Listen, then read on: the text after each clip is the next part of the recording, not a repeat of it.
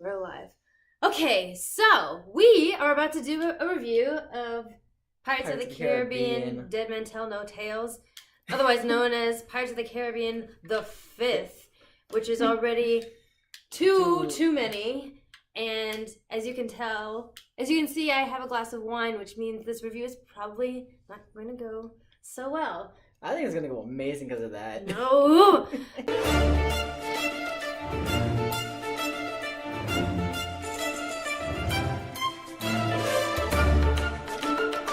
Okay, so... Oh, this one's spoiler-free, by the way. Yes, we're doing two versions. We're doing one with no spoilers, and then another one where we just completely unleash on whatever this was. Oh. So, why don't you start?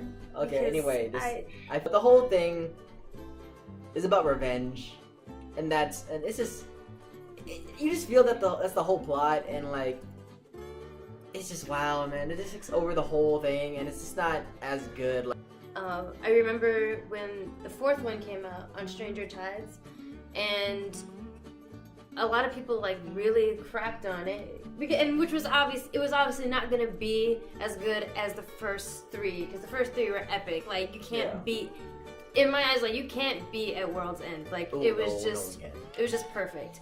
But I thought that maybe with the fifth one, that's supposed to be the last one, that okay, this has to be better than the fourth.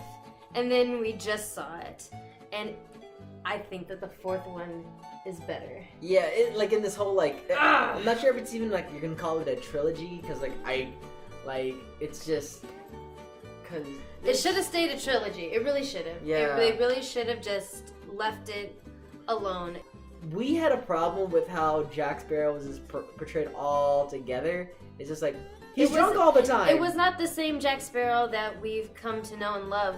Like through the other movies. Yeah, like what do you think? What can you recall of Jack Sparrow, like off the top of your head right now? Well, the thing about Jack Sparrow is that, like, you think that maybe he's drunk all the time, but he's not. He's just eccentric, and he's just himself, and he's just just a little crazy, like kind of the same.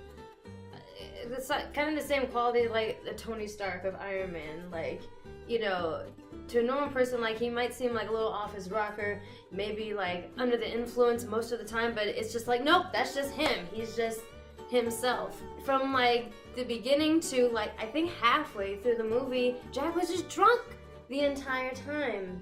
I could barely understand what he said, honestly, and it took away from the character of Jack. Like, the character of Jack Sparrow was not in it. The reason I personally fell in love with this character was that he was a problem solver, or like he thought of things on the fly. This time, he's a complete idiot. Like it sort of went along with the storyline that he's kind of washed up, kind of losing his edge, and kind of losing his luck is part of the storyline. Like, he was washed up to the point that it was just sad. Some good things, like, which kind of lead into some murky waters of bad things for me. Starting with the murkiness, call it good. So first off, for me, it was more like the script overall. It just seemed not eccentric to dialogue, just action. But the reason I'm saying that's because, like, you saw more of a resolution of what's going on. Like, it did resolve a lot of things. A lot of fingers in the series. And everyone you missed from the trilogy came back. And it was good, but it just wasn't as strong. It was not. This was definitely the weakest Pirates of the Caribbean movie. It had its moments, right? Mm-hmm. There were moments where you see like, oh, okay, that's the Jack that. Yeah. There were some really smart, clever jokes in there that I sat in my chair and I chuckled and whatnot. So at least there was that. It wasn't missing completely everything. I just think that the purpose of this movie was to have closure on the Will and Elizabeth storyline. Yeah. Which is not a spoiler, because if you watch any of the trailers, you know what's happening. And maybe leave some room open for more. I don't even know.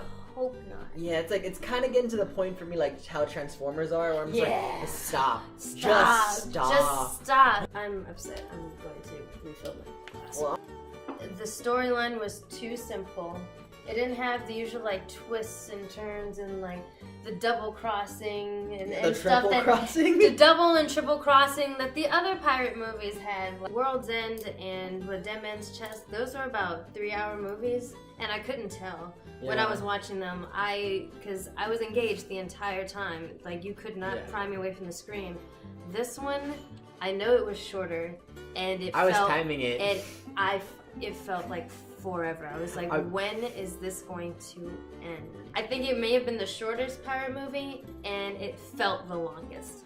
Like I said, the movie, it's the weakest out of all five of these movies. However, do go see it because it does bring some closure. If you need it, you need to watch this. If you're a Pirates fan, you just need to watch it to have some closure to the storyline. There are some surprises that we'll talk about in the second review. But yeah, out of 10, what did you give it? I would give it a 7. Really? That's generous. I'm not gonna lie, Johnny Depp kind of still carried the movie. Barely. Contrary to your 7, just gonna give it a 9. No, I won't be that mean. It's gonna be a 6 to a 6.5.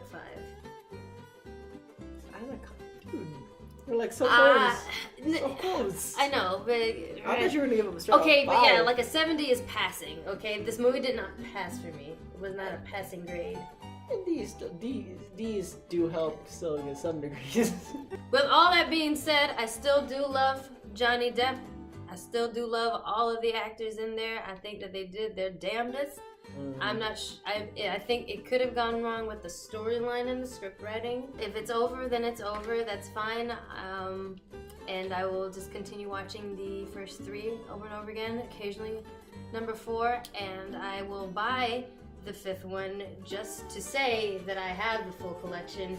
And because my dad has refused to buy the DVD set for about 15 years because he's waiting for them to stop so he can buy the group DVD collection discounted price. Well, are you happy now, Dad? We can buy it now, all 5. Anyway, enough of that. We're off to go make our second review. So if you want the spoiler version, then go watch that one.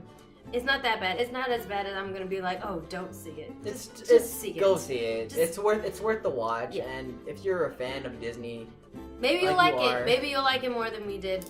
But I'm a diehard. You know me. I'm savage. So. All right. Thank you. All right. Bye, guys. Bye.